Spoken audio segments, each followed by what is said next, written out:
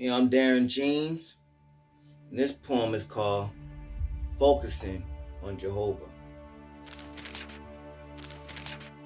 As I ponder on everything I have, I am content. What Jehovah give me is sufficient. He blessed me a lot. I kid you not. I'm satisfied with everything I got. It's like that black dot in that middle of that white sheet of paper. I keep focusing on that spot instead of the blessing of my creator. I know what I want, but he know what I need. If I give in to the things I want, it's selfish and greed. What I want is a wifey.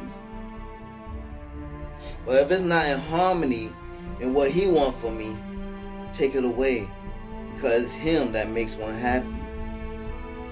Having a wife is something that I sacrifice. I'd rather have life forever in a paradise.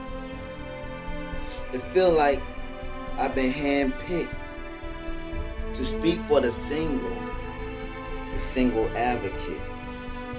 Because singleness is the main thing I'm dealing with. Figuring out how to cope and not give in into relations, knowing that's one of the devil's temptation.